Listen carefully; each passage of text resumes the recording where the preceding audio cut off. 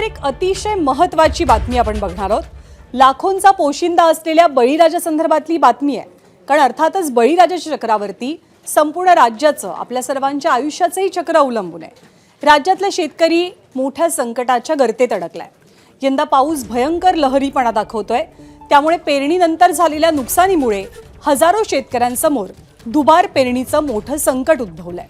बियाणं, खतं, मजुरी यावरती आधीच खर्च केलेला असताना पुन्हा नव्यानं पेरणी करण्याची वेळ शेतकऱ्यांवरती येण्याची दाट शक्यता आहे। एकीकडे अस्मानी संकटामुळे शेतकरी हवालदिल झालाय, तर दुसरीकडे आर्थिक संकटानं त्याची कंबर मोडली आहे। या पार्श्वभूमीवर राज्य सरकारनं डीपीडीसीच्या माध्यमातून दुबार पेरणीसाठी आर्थिक मदतीची मोठी घोषणा करत शेतकऱ्यांना दिलासा देण्याचा प्रयत्न केलाय। आजच्या मंत्रिमंडळाच्या बैठकीत तसा निर्णय झाला। महसूल मंत्री चंद्रशेखर बावनकुळेंनी घेतलेल्या निर्णयानुसार जर शेतकऱ्यांवरती बोगस बियाणं किंवा नैसर्गिक आपत्तीमुळे दुबार पेरणीची वेळ आली तर लागणाऱ्या नवीन बियाणांसाठी निधी डीपीडीसी अर्थात जिल्हा नियोजन आणि विकास समितीच्या माध्यमातून उपलब्ध करून दिला जाईल।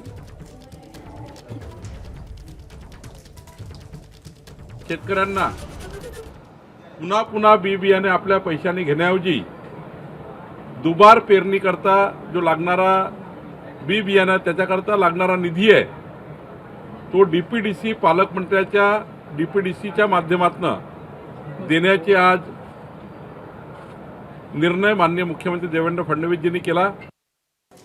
तर सरकारनं आज ज्या मदतीची घोषणा केली ती संकट काळात काही प्रमाणात दिलासा देणारी असली तरी शेतकऱ्यांच्या मनातला सर्वात मोठा प्रश्न अजूनही कायम आहे। शेतकरी कर्जमाफीची घोषणा नेमकी कधी होणार? लाखो शेतकऱ्यांना आस लागून असलेल्या कर्जमाफीच्या निर्णयाबद्दल अद्याप अंतिम शिक्कामोर्तब झालेलं नाहीये। सरकारकडनं वारंवार तारखा सांगितल्या जात आहेत, मात्र त्या तारखा उलटून गेल्यानंतरही शेतकऱ्यांच्या पदरात केवळ प्रतीक्षाच पडतेय।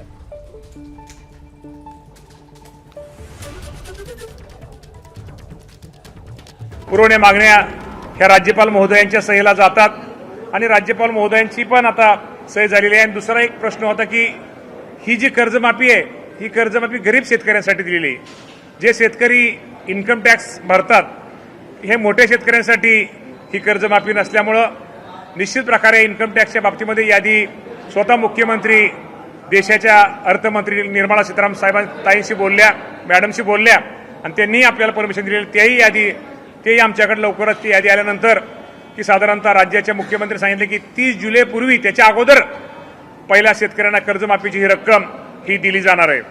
ही विधानसभेत घोषणा केली होती। आजपर्यंत सगळ्या कर्जमाफी योजनांमध्ये लगतच्या कर्जमाफी योजनेतले जे पात्र उमेदवार असतात त्यांना अपात्र करण्यात आलं। यावेळी आम्ही त्यांनाही 50,000पर्यंत पात्र करण्याचा निर्णय घेतला होता, पहिल्यांदा खास बाब म्हणून। परंतु रणधीर सावरकर यांच्या नेतृत्वात सत्ता पक्षाचे आमदार मला भेटले आणि त्यांनी विनंती केली की त्यांनाही 2 लाखापर्यंत कर्जमाफी द्यावी, म्हणून पहिल्यांदा राज्याच्या इतिहासामध्ये कर्जमाफीमध्ये त्यांचाही समावेश करण्यात आलेला आहे।